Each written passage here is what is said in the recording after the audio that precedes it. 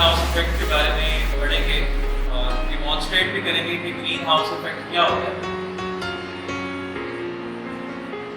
अर्थ के around carbon dioxide की एक लेयर मौजूद है और जितनी भी सन से रेडिएशन आती है, सन से हीट आती है, वो अर्थ की सरफेस को स्ट्राइक करके वापस बैक चली जाती है।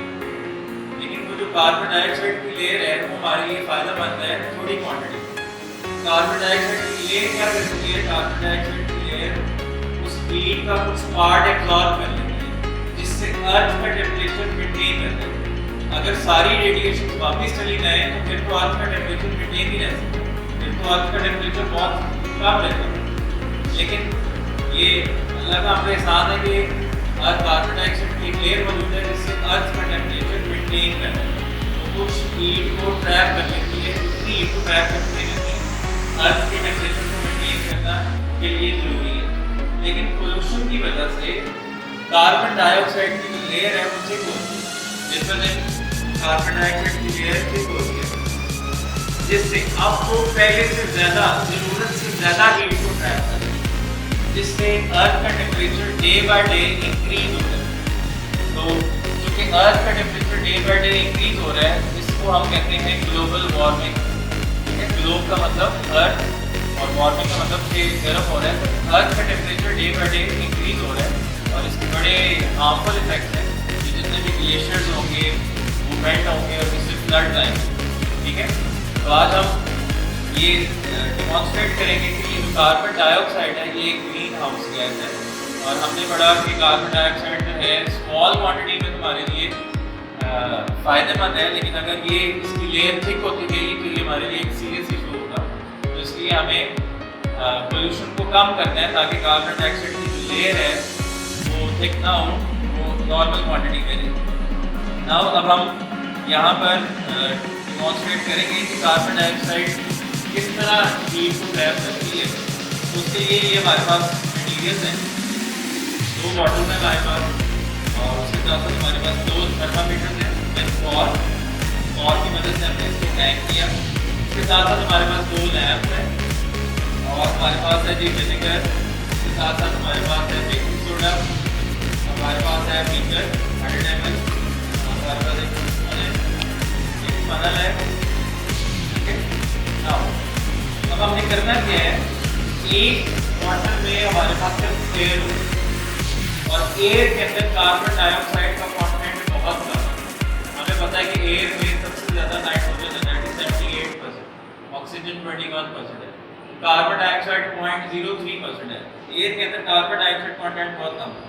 अब उसकी बॉटल में हम कार्बन डाइऑक्साइड प्रोड्यूस करेंगे, वो कैसे? इसमें हम विनेगर लेंगे 60 ml और बेकिंग सोडा लेंगे 2 टीस्पून और दोनों के रिएक्शन से कार्बन डाइऑक्साइड गैस बनेगी। ठीक है, जब इसमें कार्बन डाइऑक्साइड गैस बनेगी फिर हम दोनों को जो है ना लैंप अंदर ही लैंप रख देंगे फॉर 5 मिनट्स। तो हम देखेंगे कि किस बॉटल में टेम्परेचर ज़्यादा इंक्रीज हो रहा है। तो हम यही एक्सपेक्ट करते हैं कि जिसमें कार्बन डाइऑक्साइड होगी उस बॉटल का टेम्परेचर ज़्यादा होगा। अब हम परफॉर्म करते हैं।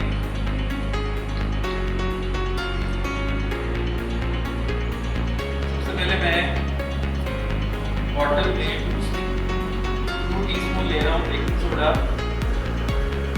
With help of funnel.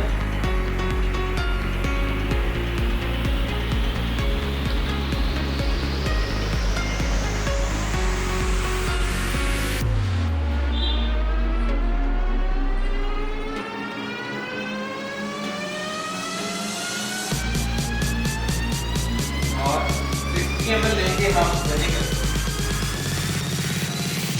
अंदर एसिडिक एसिड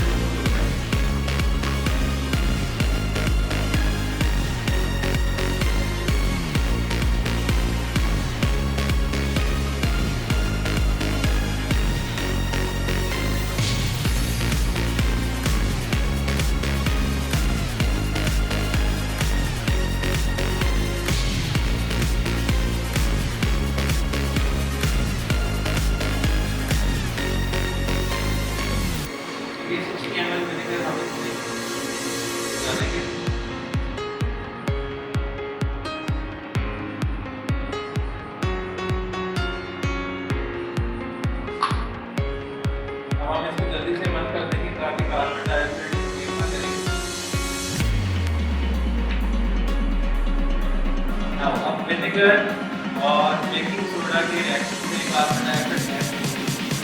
हम ऑब्जर्व करेंगे इसमें बबल्स प्रोड्यूस होने के लिए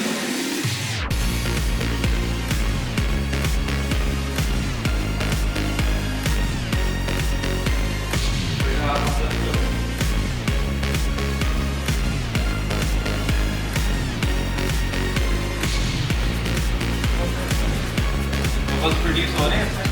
बेटा आप ऑब्जर्व करो, इसमें बबल्स प्रोड्यूस हो रहे हैं। बबल्स किसके आई है? Carbon dioxide.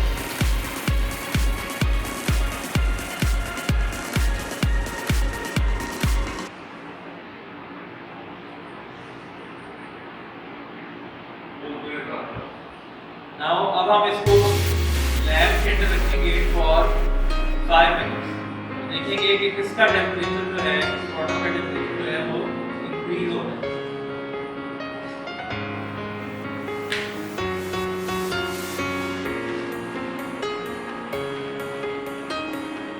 बाकी सारी लाइट ऑफ कर दें।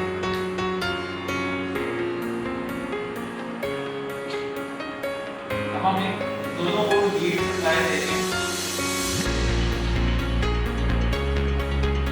और हम ऑब्जर्व करेंगे 5 मिनट्स तक रखेंगे और देखेंगे कि इस बॉटल का टेम्परेचर इंक्रीज हो रहा है।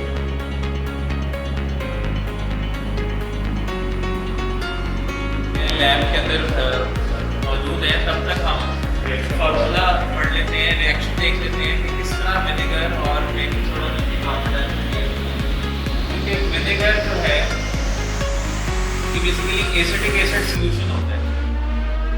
विनेगर जो है ये बेसिकली एसिटिक एसिड सॉल्यूशन है। हम इसको रिएक्ट करवाएंगे, इसके साथ रिएक्ट करवा रहे हैं हम बेकिंग सोडा के साथ। बेकिंग सोडा केमिकली होता है सोडियम बाइकार्बोनेट।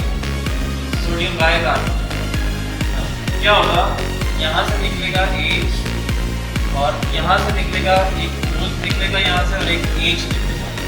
OH मिलके वाटर बन जाएगा। एक तो हमारा प्रोडक्ट बना वाटर, दूसरा यहाँ से निकल जाएगी CO2। यहाँ से एक O निकल गया था, पीछे CO2 बच गया, ये हमारी कार्बन डाइऑक्साइड गैस है। और जो पीछे यहाँ पे हमारे पास एक एसिटेट आयन बच गया CH3COO, और एक हमारा सोडियम, ये सोडियम एसिटेट बन गया, ये एक सॉल्ट है। असल जो हमारा मेन प्रोडक्ट था जो हमें रिक्वायर था वो थी कार्बन डाइऑक्साइड गैस, जिसमें carbon dioxide gas sodium bicarbonate. After 5 minutes हम इसको ऑब्जर्व करने लगे हैं, ये दोनों वाटर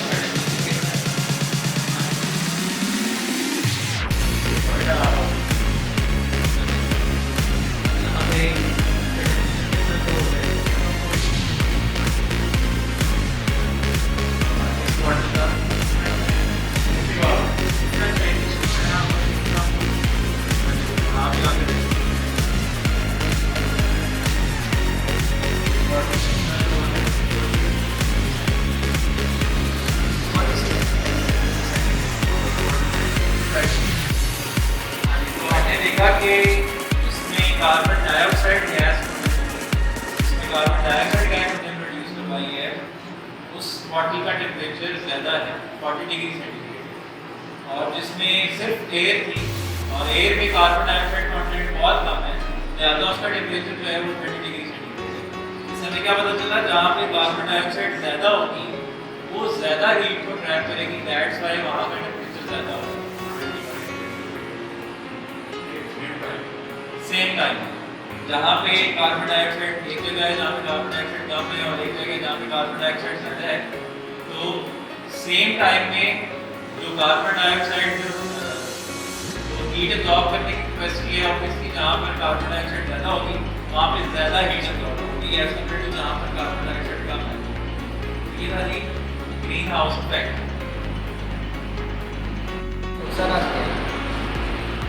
ग्रीन हाउस इफेक्ट में जो कि हमने बात की कि इसकी वजह से जब कार्बन डाइऑक्साइड की लेयर थिक हो रही है तो इससे ज़रूरत से ज़्यादा हीट ट्रैप हो रही है, जिससे अर्थ का temperature day by day increase हो रहा है, और इसको हम कहते हैं ग्लोबल वार्मिंग। अब जब अर्थ का temperature day by day increase होगा, अर्थ का टेम्परेचर इंक्रीज होगा तो जितने भी ग्लेशियर्स हैं वो मेल्ट होंगे। जब ग्लेशियर्स मेल्ट होंगे तो फ्लड्स आएंगे। तो जितनी भी लाइफ है, जो भी छोटे कस्बे हैं, छोटे शहर हैं, वो फ्लड के साथ बह जाएंगे। ठीक है, ये मेजर इसका जो है ना इफेक्ट है। सर ये ग्रीन हाउस इफेक्ट्स के कुछ फायदे हैं, जैसे कि सर इफेक्ट्स के कुछ नुकसान इस तरह के इसके फायदे कुछ हैं कि नहीं है? ये है कि हम जिस तरह आपने नर्सरी देखी होंगी, हम आर्टिफिशियल जो है ना वेजिटेबल्स लगा सकते हैं, मतलब आर्टिफिशियल एक इन्वायरमेंट प्रोवाइड कर सकते हैं जिसमें हम हीट को ट्रैप करें। अब चूँकि प्लांट्स को, क्रॉप्स को ग्रो करने के लिए हीट चाहिए होती है, तो हम एक आर्टिफिशियल सिस्टम बनाते हैं जिसमें हम हीट को ट्रैप कर लेते हैं ताकि हम प्लांट्स ग्रो कर सकें। इस तरह आपने नर्सरीज में भी देखा होगा कि प्लांट्स को ग्रो करने के लिए हीट चाहिए होती है, तो उन्होंने भी एक सिस्टम बनाया होता है जहाँ पर उसको हम कहते हैं ग्रीन हाउस इफेक्ट। ठीक है, और सर ने हमें कल ग्रीन हाउस इफेक्ट के बारे में डेमोन्स्ट्रेट किया था, लेकिन बेटर अंडरस्टैंडिंग के लिए आज दोबारा एक एक्सपेरिमेंट को है। इस एक्सपेरिमेंट का मकसद ये है कि किस तरह ग्रीन हाउस इफेक्ट हमारे वर्ल्ड को डिस्टर्ब कर रहा है, क्योंकि कार्बन डाइऑक्साइड की मिकदार अर्थ के अंदर बहुत ज़्यादा हो चुकी है, जिसकी वजह से ज़्यादा हीट ट्रैप हो गई, और हीट ट्रैप ज़्यादा होने की वजह से बहुत ज़्यादा नुकसान होता है। तो आइए ग्रीन हाउस इफेक्ट का ये एक्सपेरिमेंट परफॉर्म करके देखते हैं। हमारे पास ये थर्मामीटर है और ये 60 ml एसिटिक एसिड है, विनेगर, और ये हमारे पास सोडियम बाइकार्बोनेट है, सोडा, बेकिंग सोडा, और ये हमारे पास कुछ 2 लैंप है। और हम अब चलिए इसे परफॉर्म करके देखते हैं कि ये कार्बन डाइऑक्साइड किस तरह हीट को ऑब्जर्व करता है और इससे हमारे अर्थ का टेम्परेचर बढ़ रहा है। ये हमारे पास 2 बॉटल्स हैं, इसमें एक बॉटल में जो हमारे पास एक नॉर्मल एयर होगी और दूसरी बॉटल में हम कार्बन डाइऑक्साइड खुद से बनाएंगे, इसकी कंसंट्रेशन ज़्यादा होगी। इससे हम पता लगाएंगे कि इन दोनों में कार्बन डाइऑक्साइड होने और कंसंट्रेशन की वजह से कितना टेम्परेचर हाई होता है और इसमें कितना नॉर्मल रहता है। तो आइए देखते हैं। Now we are performing the experiment. सबसे पहले बेकिंग सोडा 2 स्पून हम इस बॉटल में डालेंगे कार्बन डाइऑक्साइड बनाने के लिए। देखिए,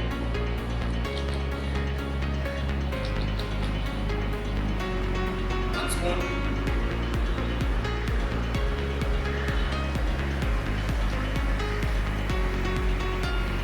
this is second spoon.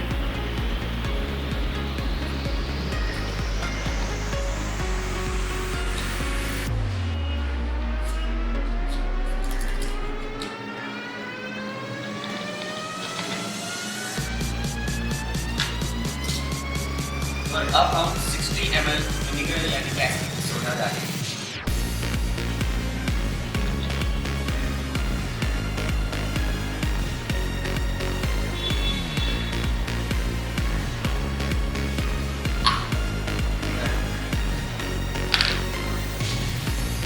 और हम थर्मामीटर फिक्स करेंगे।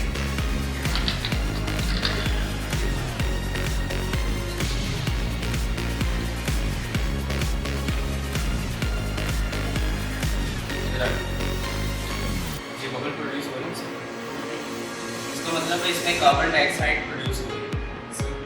इन दोनों के मिक्सचर से कार्बन डाइऑक्साइड प्रोड्यूस हो रही है, आप देख सकते हैं। और अब ये दूसरी बॉटल है जिसमें सिंपल एयर है। अब हम इसमें भी थर्मामीटर फिक्स करेंगे ताकि हम इसका टेम्परेचर देख सकें।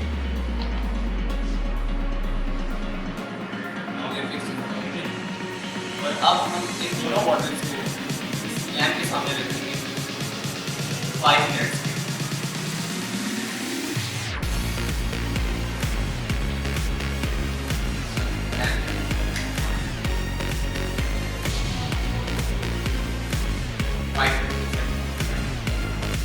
हम इन दोनों बॉटल्स का टेम्परेचर नोट करने लगे। लेट्स सी।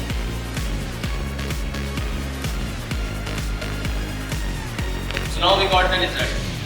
जिस बॉटल में हमने कार्बन डाइऑक्साइड बनाई थी और जिस बॉटल में कार्बन डाइऑक्साइड की कंसंट्रेशन ज़्यादा थी, उसमें 40 डिग्री सेल्सियस टेम्परेचर प्रोड्यूस हुआ, जबकि जो बॉटल सिंपल थी, सिंपल एयर जिसमें थी, उस बॉटल का टेम्परेचर 30 डिग्री सेल्सियस है। तो as compare to this bottle, यहाँ पे जो जिस बॉटल में एयर थी उसका टेम्परेचर इससे कम है, और इस बॉटल का टेम्परेचर जिसमें कार्बन डाइऑक्साइड थी इसका टेम्परेचर इससे ज़्यादा है। तो अब हमने ये ऑब्जर्व किया कि जब हमने 5 मिनट इन दोनों बॉटल्स को हीट दी तो इस वाली बॉटल ने हीट ज़्यादा ट्रैप की कार्बन डाइऑक्साइड की होने की वजह से, लिहाजा इसमें ज़्यादा टेम्परेचर हुआ और इसमें कम टेम्परेचर हुआ। हीट दोनों की लेवल है, लेकिन यहाँ पे हीट ज़्यादा है क्योंकि कार्बन डाइऑक्साइड ज़्यादा है।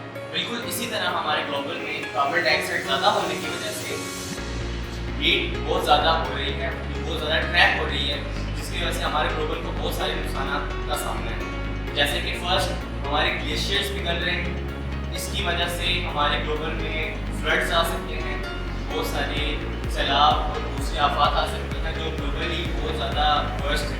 इस सारे प्रोसेस को हम ग्लोबल वार्मिंग भी कहते हैं। लेकिन इससे हमें एक फ़ायदा भी है। इस जो ग्लोबल वार्मिंग हो रही है इसके इफेक्ट को इफेक्ट करते हैं और इसको यूज़ करते हुए हम एक आर्टिफिशियल ग्रो कर सकते हैं, क्योंकि पौधों को कार्बन डाइऑक्साइड की ज़रूरत होती है, हीट की ज़रूरत होती है। तो लिहाजा ये हीट और कार्बन डाइऑक्साइड दोनों काम कर रहे हैं। तो इसलिए हम इस प्लांट को इसको यूज़ करते हुए आर्टिफिशियल प्लांट ग्रो कर सकते हैं। ये एक फ़ायदा है, बल्कि नुकसान इसके बहुत सारे हैं। इस एक्सपेरिमेंट के ज़रिए आप लोगों को समझ आ गया होगा कि कार्बन डाइऑक्साइड एक ग्रीन हाउस गैस है, और अगर ये हमारे अर्थ में नॉर्मल कंस्ट्रक्शन में रहते तो हमारे लिए फायदेमंद है, लेकिन अगर ये हद से ज़्यादा हो जाए तो यही हमारे लिए नुकसानदेह बन जाएगी। तो लिहाजा हमें कार्बन डाइऑक्साइड को कम करने के लिए सबसे ज़्यादा से ज़्यादा प्लांट लगाने चाहिए, दरख्त लगाने चाहिए, क्योंकि दरख्त कार्बन डाइऑक्साइड को ऑब्जर्व कर लेते हैं, जिसकी वजह से कार्बन डाइऑक्साइड की जो कंसंट्रेशन ज़्यादा हुई भी है वो कम हो जाती है। दूसरा, हमें एनर्जी का बहुत कम से कम इस्तेमाल करना चाहिए जितना हो सके। तो इस वजह से भी कार्बन डाइऑक्साइड हमारे ग्लोबल में नहीं पैदा होगी। और तीसरा, सबसे ज़्यादा फॉसल फ्यूल बहुत कम करने चाहिए, यूज़ करने चाहिए। क्यों? इस कम यूज़ की वजह से कार्बन डाइऑक्साइड ज़्यादा बढ़ रही होगी, हमारे ग्लोबल में ज़्यादा इंक्रीज होगी, जिसकी वजह से एक ग्रीन हाउस इफेक्ट हमारे ग्लोबल में ज़्यादा इंक्रीज नहीं होगा। तो इस एक्सपेरिमेंट के ज़रिए हमें यही समझना होगा कि इस कार्बन डाइऑक्साइड को अपनी नॉर्मल लेवल पे ही रखा जाए और इससे बढ़ाया ना जाए अपने ग्लोबल में। और अगर बढ़ रही है